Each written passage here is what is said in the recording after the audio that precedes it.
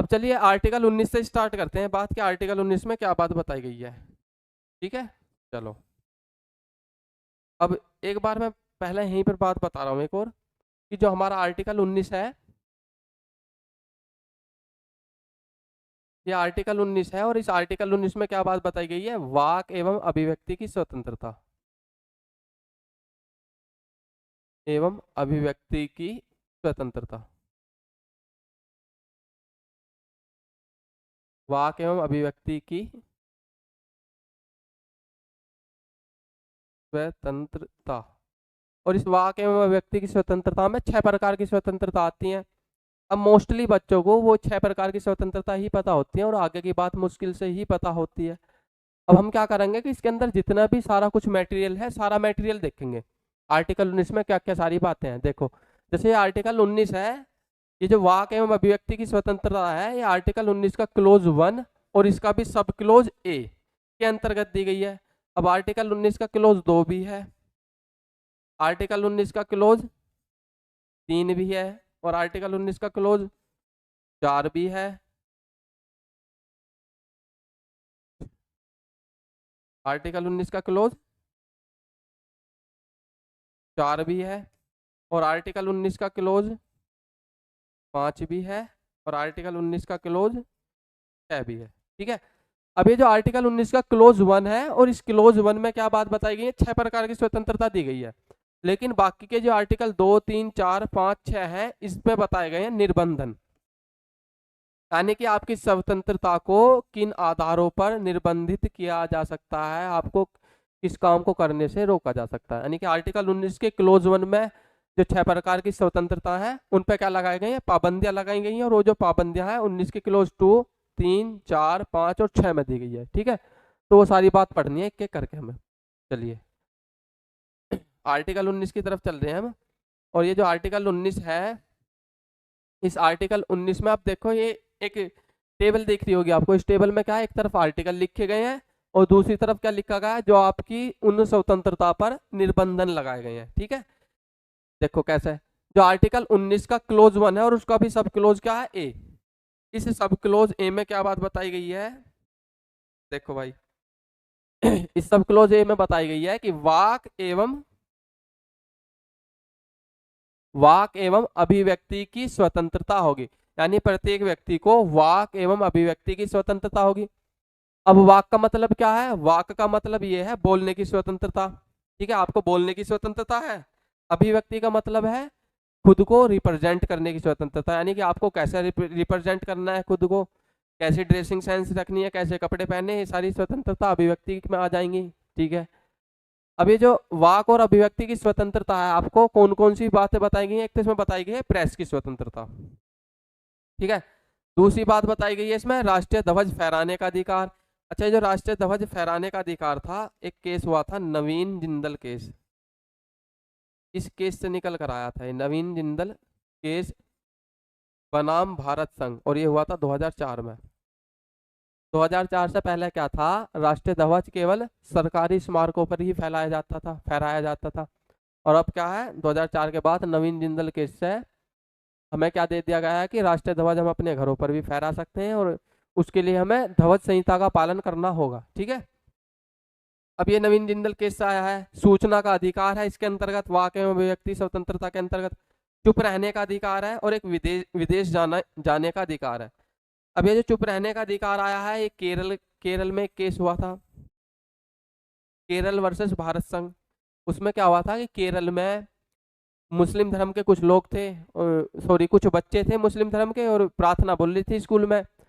तो वो ईश्वर की प्रार्थना नहीं कर रहे थे, वो चुप खड़े थे, और उस आधार पर स्कूल वालों ने क्या करा, उन्हें नाम काट के बाहर निकाल दे स्कूल से कि वो प्रार्थना नहीं बोल रहे।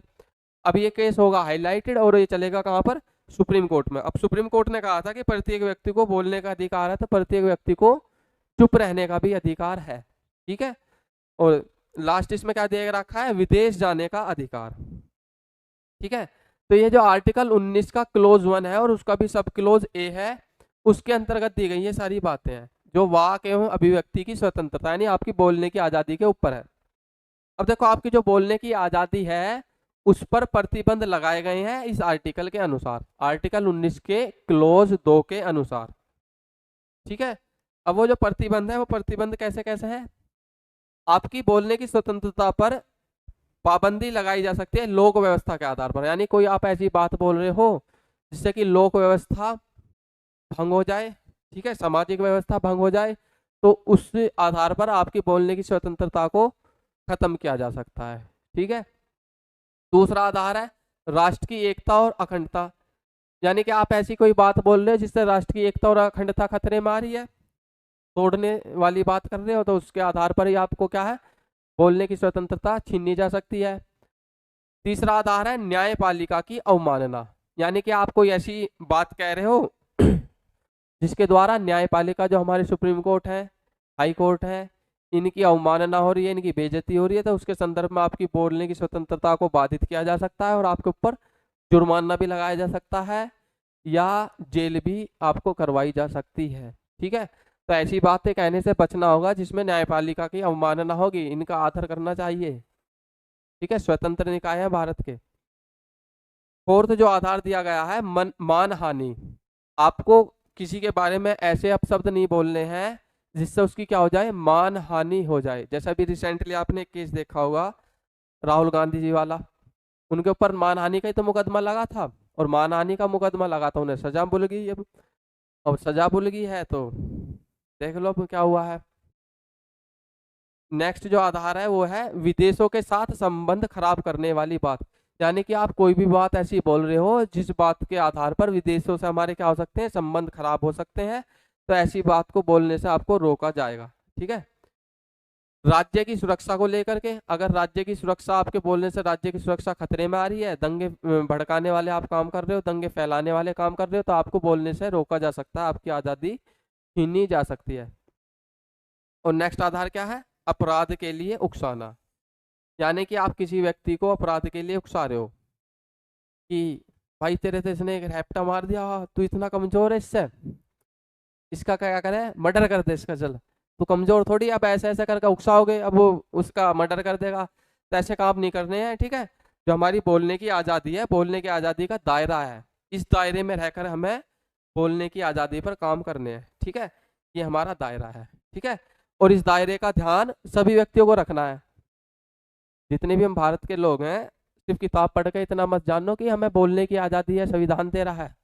ठीक है, संविधान तो ये बात भी बता रहा है कि बोलने की आज़ादी में क्या क्या दायरे हैं या क्या क्या चीज़ें हैं जिनके खिलाफ तुम्हें काम नहीं करना है, जिनके खिलाफ नहीं बोलने हैं, तो उन चीज़ों को भी ध्यान रखना है। ठीक है, तो ये थी हमारी आर्टिकल 19 का क्लोज 1 का सब क्लोज है, जिसके अंदर दी गई थी वाक एवं अभिव्यक्ति की स्वतंत्रता, बोलने की आज़ादी के ऊपर बातें। ठीक है, नोट करते रहना साथ के साथ, क्योंकि बहुत इंपॉर्टेंट चीजें हैं। जैसा मुझे लग रहा है कि शायद ना मिला आपको कहीं भी ऐसी चीजें।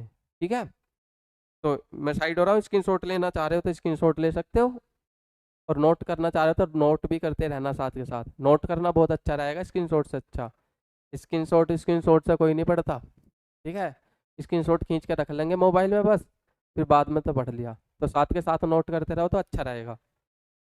चलो नेक्स्ट आर्टिकल है हमारा आर्टिकल 19 का 1 और उसका आर्टिकल 19 का क्लोज 1 और उसका सब क्लोज बी। ठीक है, इसमें क्या बात बताई गई है कि तुम्हें सभा करने का अधिकार है और सम्मेलन करने का भी अधिकार है। ठीक है, सभा और सम्मेलन का अधिकार है तुम्हें, लेकिन जब भी आप सभा या सम्मेलन कर रहे होंगे तो आपको एक बात आपको एक बात ध्यान रखनी होगी कि सम्मेलन क्या हो, निरायुध हो।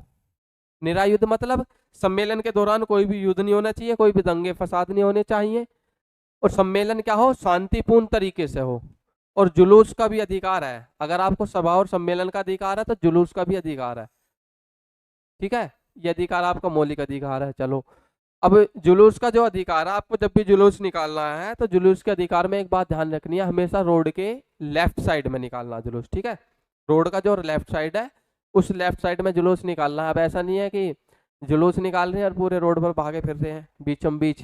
ठीक है, उससे क्या है कि इधर का भी ट्रैफिक जाम, उधर का भी ट्रैफिक जाम, दोनों तरफ का ट्रैफिक जाम। तो ऐसी पागलपंती नहीं करनी है, मूर्खता नहीं करनी है, ये सब क्या होते हैं, मूर्ख लोगों की निशानी। तो मूर्ख लोगों की निशानियों से दूर रहना है, समझदार बनो, एक अच्छे नागरिक बनो। तो जुलूस निकालने का अधिकार है, और जुलूस निकालने का जो अधिकार है वो आर्टिकल 19 का क्लोज 1 और उसका सब क्लोज बी, इसके इस आधार पर है।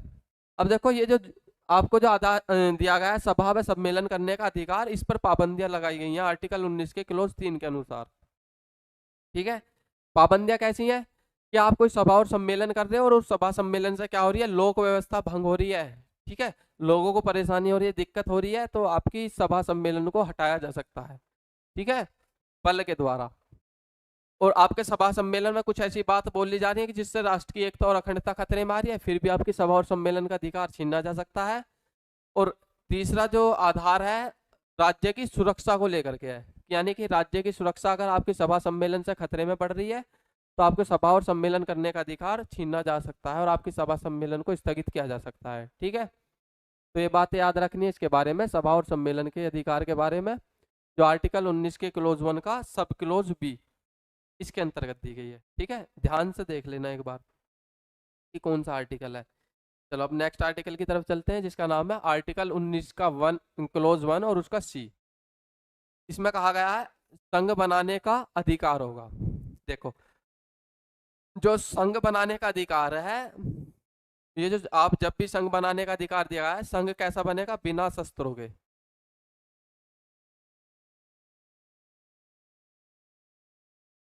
बिना शस्त्रों के, यानी कि संघ तो बना सकते हैं लेकिन संघ में कोई भी शस्त्र नहीं होना चाहिए। अगर संघ बनाने का आपको अधिकार दिया गया है तो उस पर निर्बंधन भी लगाए गए हैं। अब निर्बंधन के आधार क्या है, ये आर्टिकल 19 का क्लोज 4 में निर्बंधन के आधार दिए गए हैं। जो पीछे वाले आर्टिकल 19 के क्लोज 3 में आधार थे वो इसमें ही है सेम। भाई लोक व्यवस्था है, राष्ट्र की एकता व अखंडता है और राज्य की सुरक्षा है, इन 3 आधारों के आधार पर आपके संघ बनाने के अधिकार को क्या करा जा सकता है, खत्म किया जा सकता है अगर आप इनमें से कोई भी काम कर रहे हैं। ठीक है, अगर इनमें से कोई भी काम हो रहा है तो इसे क्या किया जा सकता है, बाधित किया जा सकता है, निर्बंधित किया जा सकता है। नेक्स्ट आर्टिकल है हमारा आर्टिकल 19 का क्लोज 1 और उसका डी, सब क्लोज डी। इसमें क्या बात बताई गई है, भारत में कहीं भी भ्रमण करने का अधिकार।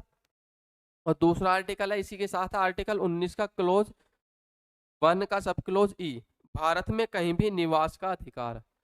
अब आपको पता है कि भारत में आप कहीं भी घूम सकते हैं, आपकी आज़ादी है, आज़ादी है, लेकिन उस पर कुछ निर्बंधन भी हैं। ठीक है, कुछ पाबंदियां भी हैं, और वे पाबंदियां क्या है अभी देखेंगे। भारत में कहीं भी रह सकते हो, या आपका अधिकार है, लेकिन कहाँ पर नहीं रह सकते वो आपकी पाबंदी है जो भी इस आर्टिकल में दी गई है, आर्टिकल 19 के क्लोज 5 में। देखो भारत में कहीं भी भ्रमण का अधिकार, देखो सामान्य जनता के हित में आपको कहीं भी घूमने से रोका जा सकता है, सामान्य जनता के हित के लिए आपको कहीं भी घूमने से रोका जा सकता है, जैसे कि आपके इस आर्टिकल में दिया गया है कि भाई तुम्हें कहीं भी घूमने की आज़ादी है, लेकिन आपकी आज़ादी को घूमने को रोका जा सकता है।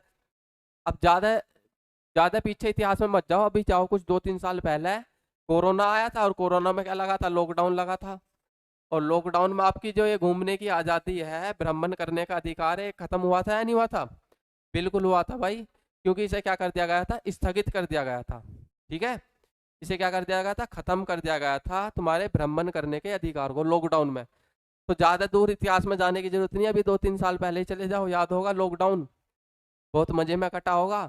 ठीक है, लॉकडाउन, तो उस लॉकडाउन में क्या हुआ था कि सामान्य जनता के हित में आपके भ्रमण करने के अधिकार को क्या कर दिया गया था, बाधित कर दिया गया था। क्योंकि कोरोना क्या था, एक वायरल बीमारी थी, वायरस वाली बीमारी थी, और उस बीमारी से क्या हो रहा था, एक व्यक्ति से दूसरे व्यक्ति में फैल रहा था, यानी कि उसमें व्यक्तियों को घूमने से रोका गया इस वजह से, क्योंकि बहुत तेजी से फैल रही थी। ठीक है, चलो दूसरा आधार क्या है, जनजातीय वाले क्षेत्रों के संबंध में, यहाँ पर थोड़ा सा स्पेस में, रोक लगाई जा सकती है, रोक लगाई जा सकती है। जो हमारी शेड्यूल्ड ट्राइब्स हैं उन क्षेत्रों में घूमने की अनुमति नहीं है आपको। ठीक है उन क्षेत्रों में आने जाने की अनुमति नहीं है, क्योंकि जो शेड्यूल्ड ट्राइब्स हैं वो अपनी संस्कृति को लेकर बहुत सजग हैं। अगर कोई बाहर का व्यक्ति उनके पास जाता है तो उन्हें लगता है कि हमारी संस्कृति का विनाश करने आया है ये व्यक्ति, और उस पर वे क्या करते हैं, जानलेवा हमला कर देते हैं। तो ऐसे क्षेत्रों पर भी आपको घूमने का अधिकार नहीं है और उन पर भी रोक लगाई जा सकती है। ठीक है, और ऐसे क्षेत्रों में निवास भी नहीं कर सकते हैं आप, जनजाति वाले क्षेत्रों में। तो ये था हमारा आर्टिकल 19, जो हमें घूमने की स्वतंत्रता, संघ बनाने की स्वतंत्रता, सम्मेलन की स्वतंत्रता, बोलने की स्वतंत्रता, ठीक है, अभिव्यक्ति की स्वतंत्रता तो दे रहा है, लेकिन साथ साथ में हमें क्या बात बता रहा है कि उन पर कुछ ना कुछ निर्बंधन है भाई, उन निर्बंधनों को भी ध्यान रखो, ठीक है। तो ये था। अच्छा, एक इसमें आर्टिकल डी के बाद हमने ई लिया है डायरेक्ट। अब एफ कहाँ गया, सॉरी, डी के बाद ई लिया है, लेकिन इसमें एक एफ भी था, आर्टिकल एफ। वो जो एफ था उसमें था संपत्ति का अधिकार, जो हम देख चुके हैं पहले ही, 44वें संविधान संशोधन के द्वारा उसे मौलिक अधिकारों की सूची से हटा दिया गया। तो ये था हमारा आर्टिकल 19, जिसमें हमारी स्वतंत्रता थी। तो स्वतंत्रता है तुम्हारी, लेकिन ये भी बात ध्यान रखना कि उन पे क्या है, निर्बंधन भी है, ठीक है, उन निर्बंधनों को ध्यान रखना है। और उन निर्बंधनों को जब ध्यान रखोगे तभी कुछ बात बनेगी आगे की। ये था। नेक्स्ट आर्टिकल है इसका, आर्टिकल 19 का क्लोज 1 का जी। अभी जो ये जो जी है, क्लोज 1 का जी है, इसमें क्या बात बताई गई है कि प्रत्येक व्यक्ति को अपने पसंद का व्यवसाय, व्यापार व उद्योग करने का अधिकार होगा। यानी कि तुम क्या है, अपने पसंद का व्यापार भी कर सकते हो, व्यवसाय भी कर सकते हो और उद्योग भी कर सकते हो, तुम्हारा बिल्कुल मौलिक अधिकार है। ये बात बिल्कुल ठीक है। लेकिन इसके साथ साथ क्या है, इसके साथ साथ इस पर निर्बंधन भी लगाए गए हैं। निर्बंधन कैसे हैं, देखो, एक तो सामान्य जनता के हितों में आपको व्यापार उद्योग धंधे करने से रोक लगाई जा सकती है। यानी कि ऐसा नहीं होगा कि आपको चलो पसंद का व्यापार व्यवसाय करने का अधिकार है और बीच रोड पर ही ठेला लगा दिया, केले बेचने हैं जी वहाँ पे, तो बीच रोड पर क्यों लगाओगे कि भाई उससे क्या होगा, ट्रैफिक जाम होगा, सामान्य जनता क्या होगी, परेशान होगी। तो ऐसे काम नहीं करने हैं। और ऐसे में क्या लगाई जा सकती है, रोक लगाई जा सकती है, ठीक है, पुलिस बल का इस्तेमाल करके। दूसरी बात, ऐसे उद्योगों में जहां राज्य का एकाधिकार हो। भाई आपको एक बात बताई गई है कि आप अपनी पसंद का उद्योग कर सकते हो कोई भी, ठीक है, लेकिन उद्योग अपनी पसंद का तो कर सकते हो, लेकिन ऐसी जगह पर उद्योग नहीं कर सकते जहां पर राज्य का क्या हो, एकाधिकार हो, जो राज्य की संपत्ति हो। अब मान लो कि बस अड्डा है, कोई बस अड्डे पे जाकर क्या अपनी तुम कैफे खोल सकते हो, वहां पे नहीं खोल सकते ना, क्योंकि राज्य की संपत्ति है वो। अब राज्य की संपत्ति पे कैसे कैफे खोल लोगे भाई, तुम अपनी संपत्ति भी तो खोल सकते हो। तो ऐसे उद्योगों, ऐसे जगह पर भी आपको रोक लगाई जा सकती है उद्योग करने से जहां पर राज्य का क्या हो, एक अधिकार हो। विशेषज्ञता के क्षेत्र में भी आपको क्या लगाई जा सकती है, रोक लगाई जा सकती है।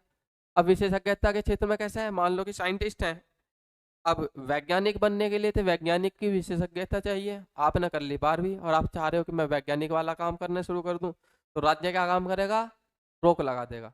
ये कह देगा कि आपके पास विशेषज्ञता नहीं है, क्वालिफिकेशन नहीं है आपकी, आप एलिजिबल नहीं है, तो आप इस तरीके का व्यवसाय या उद्योग नहीं कर सकते, ठीक है। तो मुझे उम्मीद है कि अब तुम्हें आर्टिकल 19 सारा कुछ समझ में आ गया होगा। सारी बातें मैंने एकदम बहुत अच्छे से बताई हैं तुम्हें, और एकदम जेन्युइन तरीके से बताई हैं। और फिर भी तुम्हारा कोई डाउट रह जाएगा ना, तो उसे कमेंट बॉक्स में लिख दिया करो अपने डाउट को। जब डाउट हमें पता चलेगा तुम्हारे, तभी तो हम उनके सॉल्यूशन कर पाएंगे कुछ, ठीक है। तो सारे डाउट अपने जो भी रहा करें आपके, कमेंट बॉक्स में छाप दिया करो उन्हें। और ये सारी बातें नोट कर लेना, पीडीएफ भी मिल जाएगी वैसे इन सब चीज़ों की, लेकिन नोट करना बहुत ज़्यादा बेटर रहेगा।